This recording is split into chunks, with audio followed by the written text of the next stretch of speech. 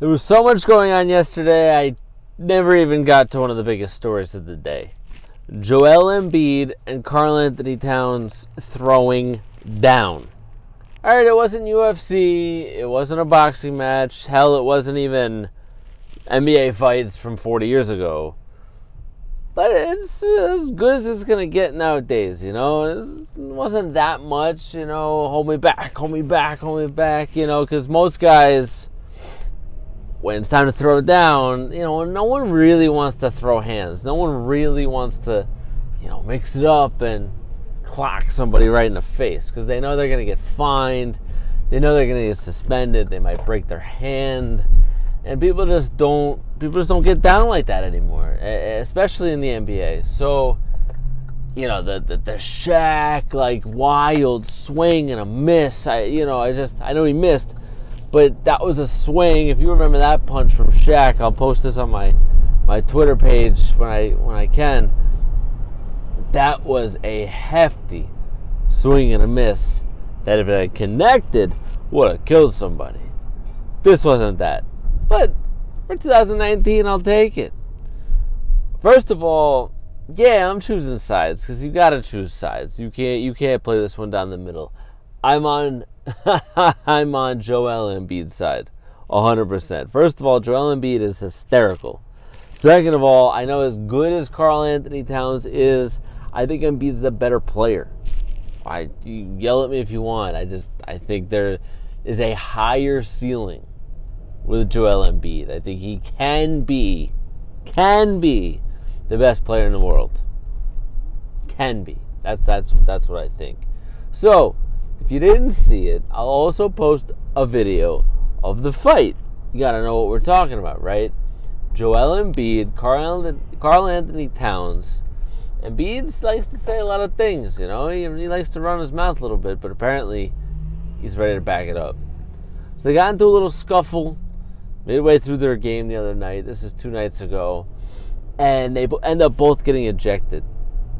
Now, you know, it was a scuffle, it was a tussle. There wasn't a lot of hands thrown. Like I said, it wasn't like a old school boxing match. But, you know, it was something. Post-game press conferences, interviews, obviously, people are going to ask about. Obviously, people are going to ask them what happened. So, Karl Anthony Towns wanted none of that, by the way. So that's another reason why I'm in Embiid's camp. Karl Anthony Towns gets asked the question, so what happened? You know, tell us about the fight. Why did you get into it?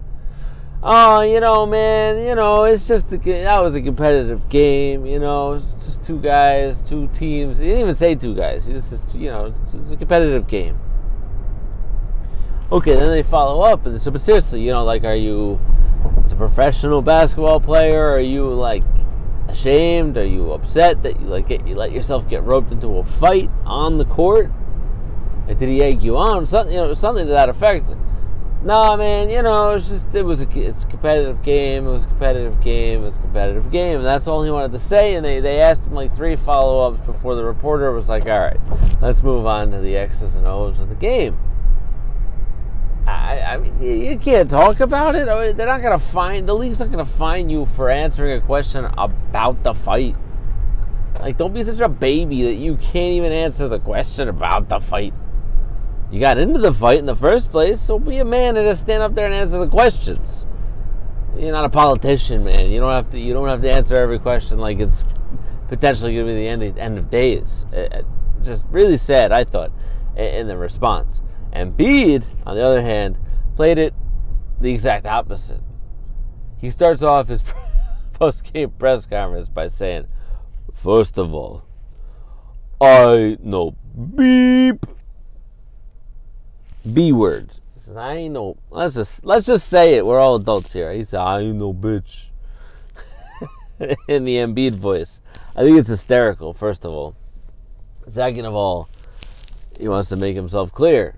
Then, the part I don't love, he takes to Instagram and social media, and he calls Karl Anthony Towns a female body part.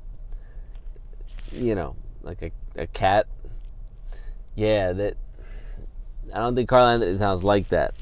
So they go back and forth on social media. I could try to retweet some of their nonsense if it's appropriate, but other than that, this is turned into a 2019 like Instagram Twitter beef.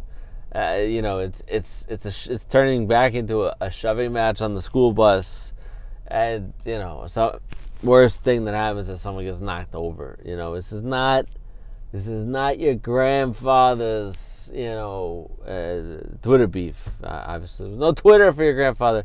This is not your grandfather's fight. This is not your grandfather's NBA. This is not the NBA where Kareem Abdul-Jabbar, for example, gets elbowed in the cojones, and he comes and he gets up and he gathers himself and he, as he catches his breath, and he just clocks somebody right in the face.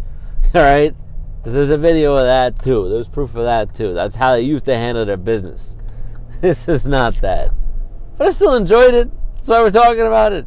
So they both get suspended 2 games. I don't think that's that, though. We'll see. I think there's going to be part 2 to Embiid, Anthony Towns. So I didn't get to it yesterday because there was just too much going on. Steph Curry broke his hand. Harden and the Rockets went nuts. The World Series ended. There was NCAA implications. There was too much going on yesterday. Today we had to finally touch on the Embiid, Anthony Towns fight. Let's see if we can get him in the UFC octagon and actually throw down, because that would be awesome to see 2 7-footers going at it. But until then, we're going to have to settle for shoving matches and Twitter beefs. All right, guys, it's Friday morning. It's like 9:30 in the morning. We're a little bit late on the podcast today. This is the Dave Talk Sports podcast on the Dave Talk Sports YouTube channel. I'm your host, Dave Ettinger, and I work at CBS Sports Radio. I'm done for the week at CBS Sports Radio. Now it's my weekend. I go to my other job and my other job and my other job, and then we enjoy the beers. That's right. See you. I missed the button. See you.